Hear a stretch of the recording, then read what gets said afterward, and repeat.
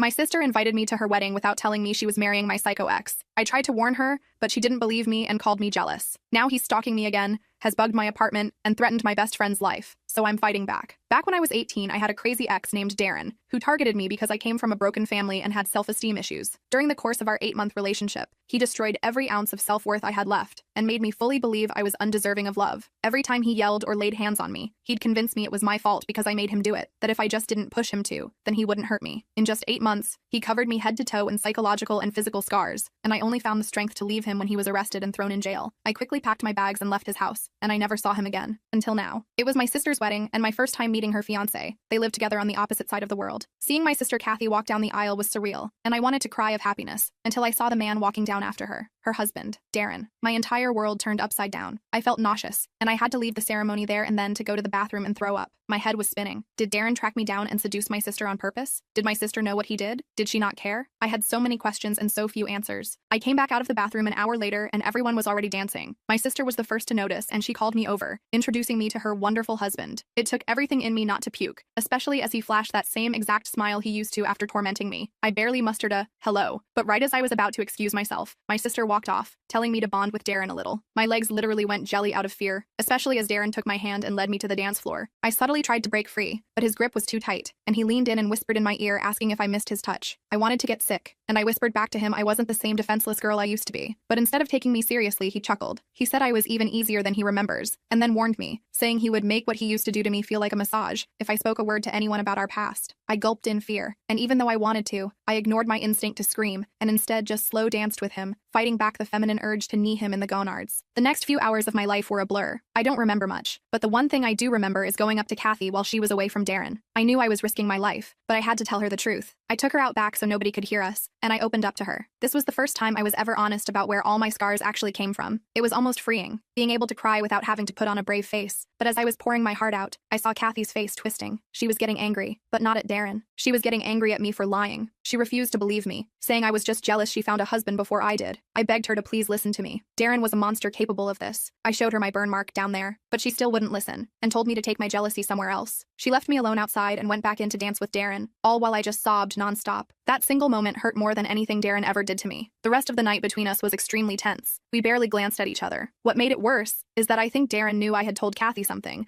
because he kept flashing this "oh you fucked up" smile at me. I left the wedding early, and throughout their honeymoon I was panicking. I was worried for Kathy's safety, but what I didn't realize was that it wasn't Kathy I should have worried about. It was me, because Darren never loved Kathy. Turns out, he had come back for me. And what he did next made that painfully clear. Because last Tuesday I got an email from Kathy. Subject line, exciting news. They'd decided to extend their honeymoon and were coming to visit me. They'd already booked tickets. They'd be arriving next month and staying for 2 weeks. I immediately threw up again. The thought of Darren in my space, my safe place, made me physically ill. I called my boss asking about temporary transfers to other offices, but got shut down because we're short-staffed. I considered subletting my apartment and just disappearing for a while, but my lease doesn't allow it. I started looking at hotels, thinking maybe I could just stay somewhere else while they visited, but that felt like running away, again. And I promised myself after Darren that I would never let anyone make me feel like I needed to run again. That promise had been my anchor through years of healing and rebuilding. So I did the only thing I could think of. I installed security cameras all over my apartment. Outside the door, in the living room, hallway, everywhere except the bathroom. Changed all my locks, bought new pepper spray, told the building security about a stalker situation so they'd be on alert. I was careful to explain that this person was dangerous and might try to impersonate family to gain access. I specifically instructed that no one should be let into my apartment without my explicit approval, regardless of who they claimed to be. I memorized emergency numbers and escape routes, planning for every possible scenario I could imagine. I thought I was being paranoid, over-preparing. Then yesterday, I got a text from an unknown number, just a photo, of me, walking into my building after work, taken that same day. I blocked the number immediately. An hour later, another unknown number texted, another photo, me at the coffee shop across from my office, from that morning. He's already here. Somehow he's already here, watching me. The realization hit me like a physical blow, leaving me breathless and disoriented. I spent last night at my friend Maya's apartment, told her I had a plumbing issue, didn't sleep at all, kept checking my phone, waiting for more messages. Nothing came. Every creak of the building, every distant siren had me sitting bolt upright, heart racing. This morning I went back to my apartment to grab clothes for work, found something that made my blood run cold, a small electronic device tucked into the lamp by my bed, a listening device, in my bedroom. The violation of my private space felt like another form of assault. I smashed it immediately, then tore my apartment apart looking for others, found 2 more, one behind the TV, another under the kitchen table. I destroyed them all, packed a bag, and went straight back to Maya's. My hands wouldn't stop shaking as I threw random clothes into my suitcase, not even checking what I was packing. I'm writing this from her guest room. I've been staying here for 4 days now. Maya knows something's wrong but doesn't know what exactly. I don't want to drag her into this mess, but I can't be alone right now. Maya has always been there for me, bringing me coffee in silence and giving me space without questions. I keep asking myself how this is happening. How did he find me? How did he find Kathy? Was this his plan all along? To worm his way into my family so he could get to me again? The methodical nature of it all terrifies me more than random violence ever could. The worst part is I have no proof it's him sending the photos or planting the devices. Nothing I could take to the police. Just my word against his. And we all know how that turned out with Kathy. Law enforcement had failed me before. Why would now be any different? I feel like I'm losing my mind. Like I'm back in that relationship where I questioned everything. My perceptions, my memories, my worth. The control he had over me then is creeping back, and I don't know how to stop it. That familiar fog is settling in, making me doubt myself in ways I thought I'd overcome. Kathy called earlier. Said they're arriving next week instead of next month. Changed their plans. Can't wait to see me. I made up some excuse about a work conference, but she insisted they'd just hang out at my place while I'm working. The thought of them waiting for me, of coming home to find him there, makes my skin crawl. The thought of them in my apartment, him touching my things, sleeping in my bed. I'm literally shaking as I type this. This space I've created for myself. This refuge thousands of miles from my past, now contaminated by his presence. I don't know what to do. Call the police with no evidence? Try to convince Kathy again when she clearly doesn't believe me? Move to another country? None of these seem like real options. I feel cornered, trapped in an impossible situation with no clear escape. So I'm asking you, Reddit, what would you do? How do I protect myself and my sister from someone who's already beaten the system? Someone who's now legally part of my family? I survived him once. I'm not sure I can do it again. Update, just got another text. A photo of me sitting at Maya's window right now. The message just says, found you. I'm going to throw up again. I almost dropped my phone when I saw that message. Found you. My hands were shaking so bad I could barely show Maya. Her face went pale when she saw it. This wasn't some random creep or coincidence anymore. This was Darren, methodically hunting me down like some sick game. We need to call the police, Maya said, already reaching for her phone. I grabbed her wrist. And tell them what? That my sister's new husband is sending me photos? That I think he bugged my apartment but I destroyed all the evidence? They'll think I'm crazy. Maya's apartment suddenly felt exposed with all its windows. I kept seeing shadows move across the street, wondering if each passerby was him. We closed all the blinds and double-checked the locks. Maya insisted I take her bedroom since it had fewer windows and was farther from the front door. I couldn't sleep anyway, so I just lay there staring at the ceiling, jumping at every noise from the street below. Around 3 a.m. my phone buzzed again. Another unknown number. I almost didn't look. But what if it was important? What if it was Kathy? It wasn't. Just 3 words. Sweet dreams, Casey. I deleted it immediately and turned my phone off. My heart was pounding so hard I could feel it in my throat. How did he get all these different numbers? How was he always one step ahead? The next morning, I called in sick to work. Couldn't risk going out where he could follow me. Maya offered to stay home too, but I insisted she go. No point in both of us missing work. As soon as she left, I started researching. Looked up stalking laws, restraining orders, anything that might help. Most required evidence of explicit threats or multiple documented incidents. I had some photos and texts from unknown numbers. Nothing concrete tying them to Darren. I created a new email account and started documenting everything. Dates, times, what happened, how it made me feel. I took screenshots of the text before deleting them. It wasn't much, but it was something. A paper trail. A reality check for when I started doubting myself. Then I called James, my oldest friend from back home. If anyone would believe me without question, it would be him. He'd seen the aftermath of what Darren did to me 8 years ago. Had helped me move cities when I was too terrified to stay. Jesus Christ, he said after I explained everything. This guy is seriously deranged. What do I do, James? He's coming here next week with Kathy. James was quiet for a moment. You can't face this alone. Can you come stay with me for a while? He's already tracking me, and I can't just leave my job, my apartment, everything I've built here. Then I'm coming to you, he said firmly. I felt a rush of relief followed immediately by panic. No, he might hurt you too. He's dangerous, James. We talked for nearly 2 hours, going through options that all seemed impossible. James finally suggested something I hadn't considered, confronting Darren directly in a public place. The idea made my stomach turn, but maybe if I met him on my terms, in daylight, with people around, I decided to try it. I texted Kathy asking when exactly they were arriving and suggested meeting for coffee their first day here, somewhere public. She responded almost immediately, saying they'd already landed early that morning. They were at my apartment now, waiting for me. My blood went cold. They weren't supposed to be here for another week. I checked the date on my phone, wondering if I'd somehow lost track of time. No, they'd definitely changed their plans without telling me. Or Kathy had told me and Darren had intercepted the message somehow. I called her immediately. Hey, I thought you weren't coming until next week. We told you we changed our plans, she said, sounding confused. I texted you 3 days ago about it. I never got that text. I'd been staying at Maya's and avoiding checking my phone much due to anxiety every time it buzzed. I'd been so focused on the threatening messages that I must have missed Kathy's legitimate text, among all the notifications I was trying to ignore. I'm sorry, must have missed it with work being so crazy. I lied. I'm actually staying at a friend's right now. Plumbing issues in my building. Oh no. Well, we're at your apartment. The super let us in when we explained we were family. I felt a surge of anger. After my specific instructions to building security about my stalker situation, the super had still let them in. He must have been charmed by Darren's smooth talking or simply didn't take my warning seriously. I'll come meet you for lunch, I suggested, trying to keep my voice steady. There's a cafe about 2 blocks from my building. Very popular spot. We arranged to meet in an hour. Maya was still at work, so I couldn't even tell her what was happening. I took a quick shower, trying to wash away the fear and exhaustion. Looking in the mirror, I barely recognized myself. Dark circles under my eyes, skin pale, expression haunted. I applied some makeup, trying to look normal. The last thing I needed was Kathy commenting on how unwell I seemed. I picked the cafe carefully. Always crowded, tables close together, staff who knew me as a regular. I arrived 20 minutes early and chose a table with my back to the wall, facing the entrance. Ordered a coffee I couldn't drink, my stomach too knotted to handle caffeine. When they walked in, I almost bolted. Seeing Darren in his element, confident, charming, his arm around my sister, made me physically ill. He looked exactly the same as he had 8 years ago, maybe a little more filled out, hairstyled differently. But those eyes, those cold, calculating eyes hadn't changed at all. Kathy spotted me and waved excitedly, pulling Darren toward my table. I stood on shaky legs, accepting her hug with stiff arms. Then Darren was there, pulling me into an embrace before I could avoid it. So good to finally meet my sister-in-law properly, he said loudly enough for nearby tables to hear. But against my ear, he whispered, "Miss me?" I pulled away quickly, nearly knocking over my coffee. A waitress appeared to take their orders, giving me a moment to compose myself. I sat with my hands under the table so they wouldn't see them shaking. Kathy dominated the conversation, talking about their wedding, their honeymoon, how beautiful my city was. I nodded and smiled mechanically, hyper-aware of Darren watching me. He kept touching Kathy, her hand, her shoulder, her hair, making sure I saw each casual display of affection, marking his territory. "Your apartment is gorgeous," Kathy said, though I was surprised by all the security cameras. "Are you having problems with break-ins around here?" So they'd noticed those. I wondered if Darren had already disabled them. "Just being cautious," I said, eyes flicking to Darren. "Never know who might try to get in." His smile didn't falter, but something flashed behind his eyes. Challenge accepted. The lunch continued with excruciating small talk. Kathy seemed oblivious to the tension, happily chatting away while I sat there calculating distances to exits, wondering if screaming would actually make anyone help or just label me as crazy. As we were finishing,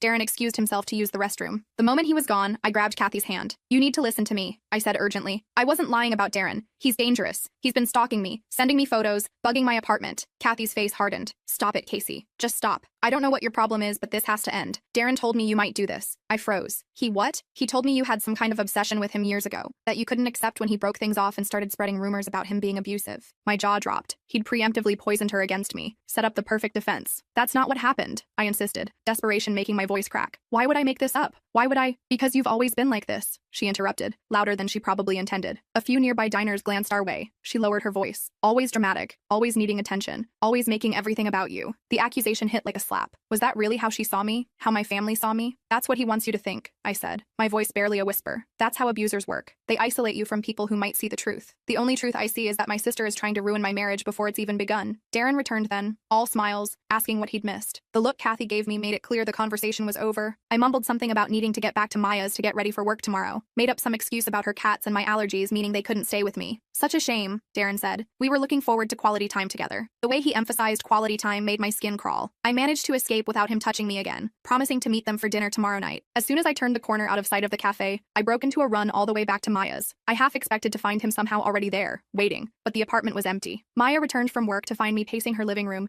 chewing my nails down to the quick, a habit I'd broken years ago after leaving Darren. "They're here already," I told her, "in my apartment. He's convinced Kathy I'm some delusional ex who made up abuse allegations." Maya sat me down, made me drink some water, and actually listened, unlike my sister, unlike the police would. She believed me without question, and that simple act of faith nearly broke me. "You're staying here as long as you need," she said firmly, "and we're going to figure this out." That night, I got another text. A photo of me entering Maya's building after lunch, then another of Maya arriving home from work. The message read, "Nice friend. Would hate for anything to happen to her." I showed Maya, expecting her to freak out. Instead, she got angry. Not scared. Angry. Called him a pathetic coward hiding behind text messages. Her righteous fury was somehow exactly what I needed. It reminded me that this wasn't normal, that I wasn't crazy for being terrified. We spent that night developing a plan. First, I'd try reasoning with Darren directly, meet him somewhere public, record the conversation secretly, try to get him to admit what he was doing. Maya would be nearby as backup. If that didn't work, we'd try again with Kathy, showing her concrete evidence if we could get it. And if all else failed, we'd go to the police with whatever we had, no matter how circumstantial. The next day at work was torture. I kept seeing him everywhere, in the reflection of windows, in crowds on the street, behind me in the elevator. Every time my phone buzzed with an email, my heart stopped. My boss noticed something was wrong and called me into her office. I was sure I was going to be fired for my obvious distraction. Instead, she asked if I was okay, really looked at me with genuine concern. Something about her grandmotherly kindness broke through my defenses, and before I knew it, I was telling her everything. Not the messy details, just that my sister had married my abusive ex, and now they were in town, and I was scared. I expected skepticism or awkward platitudes. Instead, she immediately offered me a week of personal leave. When I hesitated, concerned about the short staffing, she said, "Your safety matters more than any project deadline." It was such a simple statement of fact, but it hit me hard. My safety mattered. Me, I mattered. After years of Darren making me feel worthless, after Kathy dismissing my fear as attention-seeking. Here was this woman I barely knew outside of work treating my well-being as an obvious priority. I accepted the leave but asked to finish the day to wrap up some projects. As I was leaving that evening, my boss walked me to my car and waited until I drove away. Such a small gesture of protection, but it meant everything. I arranged to meet Darren at a cafe near my office the next day. Told him I wanted to clear the air, just the two of us. I suggested a time when Kathy would be at a spa appointment she'd mentioned during lunch. He agreed almost too eagerly. Maya and I prepared carefully. I wore a button-up shirt with a small recording device hidden in the front pocket. Maya would sit nearby, pretending to work on her laptop. We arrived early, securing a table in the corner with a clear view of the entrance. Darren showed up exactly on time, looking perfectly put together in a casual button-down and designer jeans. He smiled as he approached, and for a split second, I remembered why I'd fallen for him in the first place, before I knew what he really was. Casey, he said warmly, sitting down across from me. I was hoping we'd get a chance to talk privately. I bet you were, I replied, trying to keep my voice steady. What's your game here, Darren? Why Kathy? Why now? He looked genuinely confused. Game? I fell in love with an amazing woman who happens to be your sister. Simple as that. Bullshit. The texts, the photos, the bugs in my apartment? You expect me to believe that's coincidence? His expression didn't change, but he leaned forward slightly. I have no idea what you're talking about. Sounds like you're having some issues, Casey. Maybe you should talk to someone about that. Classic gaslighting.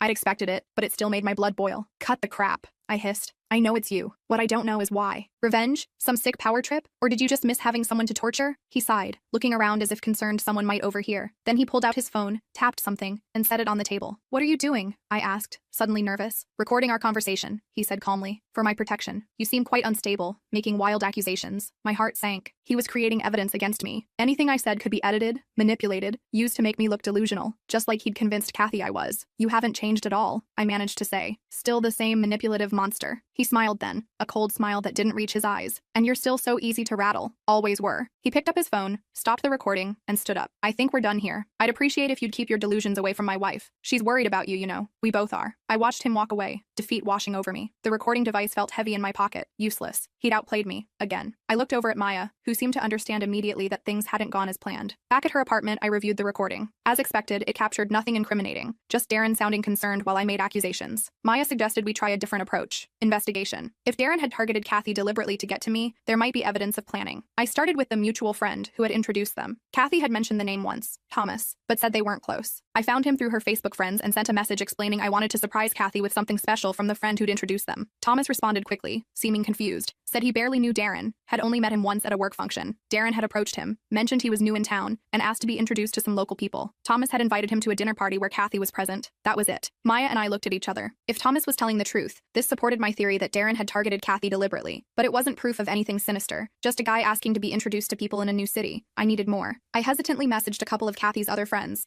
asking casual questions about how they remembered Kathy and Darren getting together. Most responses aligned with Thomas's story. Darren had appeared seemingly from nowhere, pursued Kathy intensely, and proposed quickly. One friend, Jennifer, mentioned something interesting. Apparently Darren had asked a lot of questions about Kathy's family early on, particularly about me, where I was living, what I was doing, if I was seeing anyone. Kathy had thought it was sweet that he was so interested in getting to know her family. That's it, Maya said. He was fishing for information about you. It certainly seemed that way. But again, not proof of anything illegal, just creepy and calculating. The next few days fell into an uncomfortable pattern. I'd meet Kathy and Darren for meals or sightseeing, maintaining a strained politeness. Darren was always the perfect gentleman in public, but would find moments to brush against me or whisper comments when Kathy wasn't looking. Nothing obviously threatening, just enough to keep me on edge. Reminders that he was in control. Kathy remained oblivious, though I caught her giving me concerned looks when she thought I wasn't watching. I wondered what Darren was telling her about me when they were alone, what poison he was dripping into her ear. We had dinner at their hotel restaurant on their 5th night in town. I'd been careful to suggest only public places for our meetings, avoiding anywhere private. But halfway through the meal, Darren deliberately knocked over his wine glass, splashing red wine across my white blouse. "Oh my God, I'm so sorry," he exclaimed, looking genuinely distressed. "Casey, the bathroom is just down that hallway. Kathy, give her your stain remover pen." Before I could object, Kathy was handing me her purse and urging me to hurry before the stain set. I hesitated, not wanting to leave the public space of the restaurant. "Go on," Darren insisted. "I'll order you another drink while you clean up." The bathroom was at the end of a long hallway, away from the main restaurant. I hurried, planning to be as quick as possible. But as I was dabbing at the stain, the bathroom door opened. Darren stepped in, locked the door behind him, and leaned against it. My heart nearly stopped. We were alone. Really alone, for the first time in 8 years. I backed up until I hit the wall, trying to put as much distance between us as possible. "What do you want?" I managed to ask, my voice stronger than I expected. He studied me for a moment, head tilted slightly. "You know, I've thought about this moment for years. What I'd say when I finally had you alone again." "Stay back," I warned, reaching into my purse for my pepper spray. "I'll scream." He pulled out his phone, showing me he was recording. "Go ahead. Scream. Attack me. I'll just show everyone how my mentally unstable sister-in-law assaulted me when I came to check if she needed help." My hand fell away from my purse. He was right. Anything I did would be twisted against me, just like like before, just like always. Why are you doing this? I asked, my voice barely a whisper. It's been 8 years. Why can't you just leave me alone? 8 years, 2 months, and 16 days, he corrected, taking a step closer. Did you really think I'd just forget you? That I'd let you walk away without consequences? The casual way he recited the exact time since I'd left him sent ice through my veins. He'd been counting the days. So that's what this is? Revenge? You married my sister to get back at me? He laughed, a sound that used to make my stomach flutter but now made it turn. Initially, yes. Finding you wasn't easy, you know. You covered your tracks well. But then I remembered your sister. How you were always talking about her. Always trying to protect her. His smile widened. Ironic, isn't it? You're sick, I spat. Kathy doesn't deserve to be used like this. Here's the interesting part, he continued as if I hadn't spoken. I actually like Kathy. She's sweet, uncomplicated, appreciative of everything I do for her. Not like you, always questioning, always fighting. The way he talked about her, like she was a pet who behaved well, made me want to throw up. If you hurt her, you'll what? He interrupted, taking another step closer. Now he was just arm's length away. Run to the police with your wild stories? Tell your parents? We both know how well that worked out at the wedding. He reached out suddenly, brushing his fingers against my cheek. I flinched away, but there was nowhere to go with the wall at my back. You'll always be my favorite, though, he murmured. No one reacts quite like you do. No one breaks quite so beautifully. A knock on the door made us both freeze. Hello? Is someone in there? A woman's voice called. Darren's expression darkened for just a second before he composed himself. Think about what I said, he whispered, then unlocked the door and stepped out, saying loudly, all yours, ma'am. Just checking if my sister-in-law needed help with the wine stain. I stayed in that bathroom long after he left, hands braced on the sink, trying to stop shaking. His words kept echoing in my head. You'll always be my favorite. The possessiveness in his voice. The absolute certainty that I still belonged to him somehow. When I finally returned to the table, Kathy looked worried. Everything okay? You were gone a while. Fine, I said automatically. Stain was stubborn. Darren smiled at me across the table, raising his fresh glass of wine in a small toast only I would notice. I couldn't eat another bite after that, just pushed food around my plate until we finally left. That night, I told Maya everything. She wanted to go straight to the police, but what would we say? That my brother-in-law said some creepy things to me in a bathroom? That he touched my face? None of it was illegal, just terrifying in context. The next day, I decided to try a different approach with Kathy. I invited her for lunch, just the two of us. Said I wanted some sister time before they left. To my surprise, she agreed readily. I was careful this time, avoiding direct accusations against Darren. Instead, I asked casual questions about how they met, letting her talk. As she told the story of Thomas introducing them at a dinner party,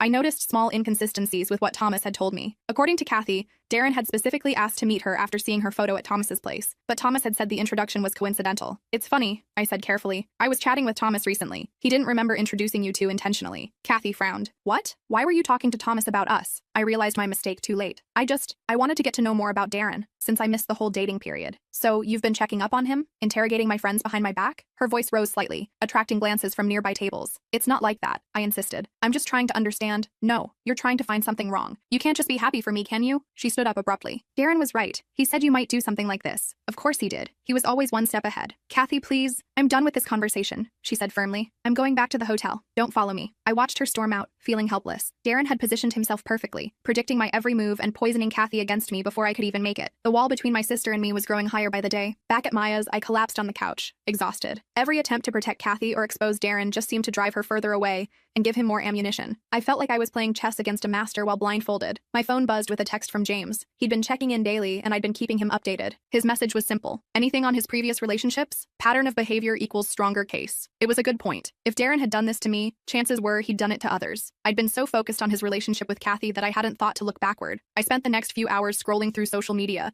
trying to trace Darren's past relationships. It wasn't easy. He had minimal online presence, and what existed was carefully curated. Eventually, I found a woman named Patricia, who had posted vague but pointed comments on older photos, where she was tagged with Darren. Things like, some memories are better forgotten, and true colors always show eventually. I took a chance and messaged her, explaining who I was, and asking if she'd be willing to talk about Darren. To my surprise, she responded almost immediately, offering her phone number. When I called, Patricia was initially cautious, but as soon as I mentioned my situation, that Darren had married my sister after dating me years ago, she opened up. He did the same thing to me and my cousin, she said, her voice tight with old anger. Dated me for about a year, was charming at first but got controlling and then violent. When I finally left him, he somehow engineered meeting my cousin at a gym, started dating her. I tried to warn her, but she trailed off. She didn't believe you, I finished. Worse, she believed him when he said I was making it all up because I was jealous. We didn't speak for over a year because of him. It was eerie how similar her story was to mine. What happened in the end? Patricia was quiet for a moment. He hurt her worse than he hurt me, put her in the hospital. That's when she finally believed me. My blood ran cold. Did you go to the police? We tried. He had alibis, manipulated evidence, made my cousin sound unstable. Charges were eventually dropped. She sounded tired, the way people do when they've fought a long battle and lost. We got a restraining order, but that was it. Last I heard, he moved to another state. After we hung up, I sat in stunned silence. Then I started searching more deliberately, using terms like Darren Thomas abuse and Darren Thomas restraining order. I found 2 more women who had shared stories in support groups or local news comments, though they didn't use his full name. The pattern was identical: charm, isolation, violence, escape. Then he'd target someone connected to them. It was methodical, deliberate, and absolutely terrifying. I didn't sleep that night, just kept researching, documenting, building a case. By morning, I had a digital folder full of screenshots, dates, patterns, and 3 women willing to speak about their experiences if needed. But would it be enough? Kathy was already suspicious of my motives. Darren had already established me as jealous and unstable. How could I present this evidence without it seeming like exactly what he predicted I would do? As I was wondering this, a text came from Kathy. After our argument yesterday,